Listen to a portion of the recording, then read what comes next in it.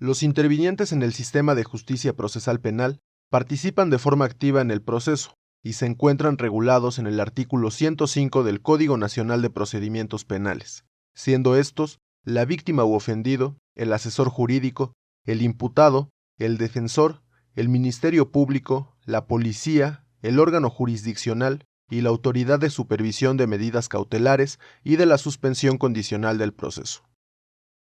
El Código Nacional hace la distinción entre sujetos y partes, pues únicamente les concede el carácter de partes dentro del proceso al imputado y a su defensor, al Ministerio Público y a la víctima u ofendido y su asesor jurídico.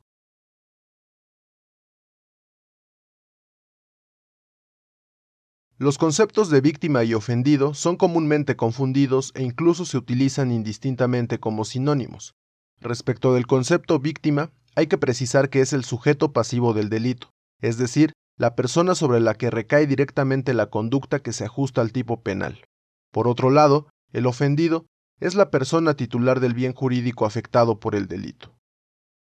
Si bien es cierto, en ocasiones ambas figuras suelen concurrir en el mismo sujeto, también lo es que en casos donde la víctima ha muerto o no puede ejercer personalmente sus derechos, se considera que los ofendidos son sus familiares, e incluso la persona que tenga una relación afectiva con la víctima. Independientemente de su distinción doctrinal, es importante señalar que ambos gozan de los mismos derechos que les concede la Constitución Federal en su artículo 20, apartado C, y el Código Nacional en su artículo 109, los cuales se resumen básicamente en recibir por parte de las autoridades un efectivo acceso a la justicia, contar con un asesor jurídico gratuito, interponer denuncias o querellas, participar activamente en el proceso por sí o por medio de su asesor jurídico, tener acceso a los registros de la investigación, la protección de sus datos personales y que se les garantice la reparación del daño, entre otros.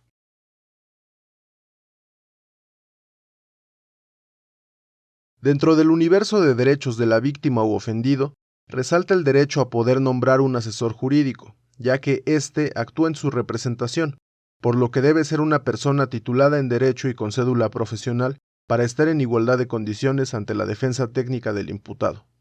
El artículo 110 del Código Nacional establece que la intervención del asesor jurídico debe ser para orientar, asesorar o intervenir legalmente en el proceso penal. En términos simples, el imputado es el sujeto activo, es decir, la persona que realiza una conducta tipificada como delito. Durante el proceso penal se le puede referir de múltiples maneras, según la etapa procesal en la que se encuentre. De esta forma, el sujeto activo del delito puede ser un indiciado desde el momento en que existe un señalamiento hacia su persona hasta que se le formule imputación en la audiencia inicial, momento en el cual se convierte en imputado. Después de que se le ha formulado la imputación, su nombre cambiará a acusado, una vez que se haya formulado la acusación en la audiencia intermedia y hasta el auto de apertura a juicio. En ese momento, bien podemos decir que se convierte en enjuiciado. Finalmente, con la resolución del conflicto penal, pasa a denominarse sentenciado, ya que puede recaer sobre aquella persona una sentencia absolutoria o condenatoria. Los derechos del imputado se encuentran regulados en los artículos 20, apartado B de la Constitución Política y en el artículo 113 del Código Nacional de Procedimientos Penales, entre los que destacan ser tratado como inocente hasta que no se demuestre lo contrario, declarar o guardar silencio, que se le informe por qué motivo se le ha detenido y qué hechos se le imputan, acceder a una defensa técnica adecuada y ser juzgado en un plazo menor a un año, entre otros.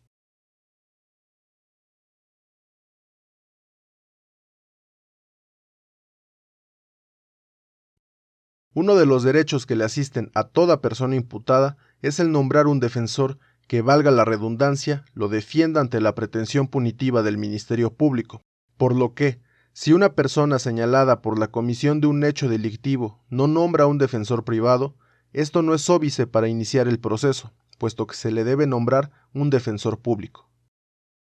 Es importante señalar que no solo basta con tener el título en derecho o la cédula profesional, sino que también es obligación del defensor conocer bien la dinámica del proceso penal acusatorio, puesto que si el órgano jurisdiccional advierte que hay desconocimiento, incapacidad o inexperiencia por parte de la defensa, debe prevenir al imputado para que designe uno diverso y en caso de no hacerlo, se nombrará un defensor público en el plazo de 3 días según lo dispuesto por el artículo 121 del Código Nacional.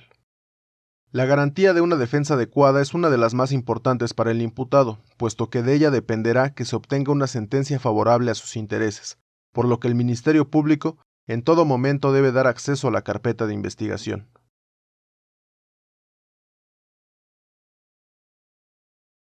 El Ministerio Público es el representante de la sociedad. Su intervención es parte esencial del proceso penal y por tal motivo el artículo 21 constitucional lo faculta para investigar los delitos y perseguirlos con el auxilio de la policía y los servicios periciales, así como el ejercer la acción penal.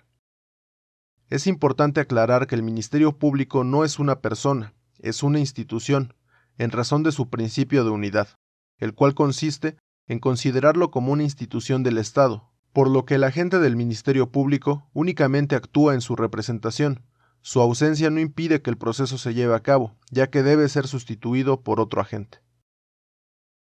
El artículo 131 del Código Procesal le impone ciertas obligaciones, por ejemplo, vigilar los actos de investigación, recibir denuncias y querellas, ordenar a la policía actos de investigación, ejercer la acción penal cuando proceda, formular la imputación y la acusación, así como solicitar la imposición de penas y medidas de seguridad, entre otras.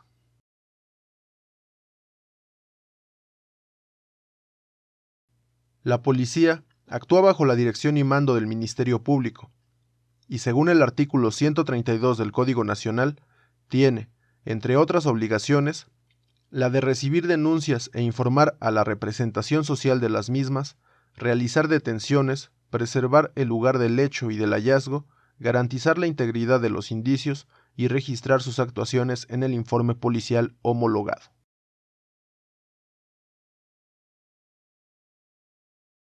En el sistema procesal penal acusatorio, habrá distintos jueces para las diferentes etapas del sistema: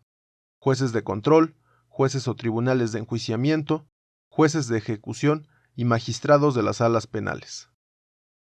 El artículo 16 de la Constitución le impone a los jueces de control resolver inmediatamente los asuntos sobre medidas cautelares, providencias precautorias y técnicas de investigación. Además, su deber es moderar y dirigir el desarrollo de las audiencias preliminares. Su intervención se limita de la etapa de investigación inicial hasta el auto de apertura a juicio oral. Por otro lado, los jueces o tribunales de enjuiciamiento conocen después del auto de apertura a juicio hasta el dictado de la sentencia y su explicación. Este órgano jurisdiccional dirige la audiencia, controla el desahogo de la prueba, resuelve las objeciones de las partes durante los interrogatorios y contrainterrogatorios de peritos y testigos. Asimismo, resuelve si el acusado es responsable penalmente o no de la comisión de un delito, entre otras facultades. En el caso de los jueces de ejecución, su labor consiste básicamente en conocer lo relacionado con el cumplimiento de la condena y los beneficios penitenciarios a los que tenga derecho el sentenciado. Finalmente, los magistrados de las salas penales son quienes conocen del recurso de apelación que interpongan las partes.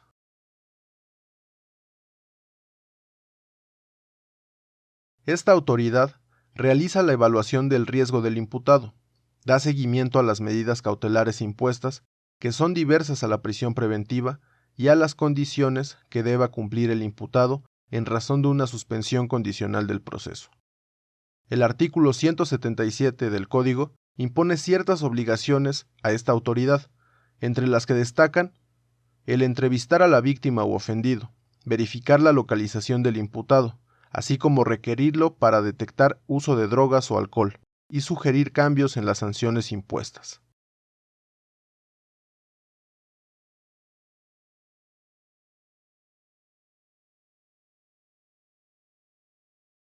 Desde luego, esto solo es un panorama general de algunos de los derechos, facultades y obligaciones de los sujetos procesales, ya que en cada etapa del proceso penal, cada uno debe desarrollar actividades específicas, por lo que en futuros videos abordaré más a profundidad estos temas. Si tienes alguna duda o consulta, no dudes en enviarme un mensaje privado. Mi nombre es Marco Antonio Rosete y nos vemos la próxima semana con un nuevo video.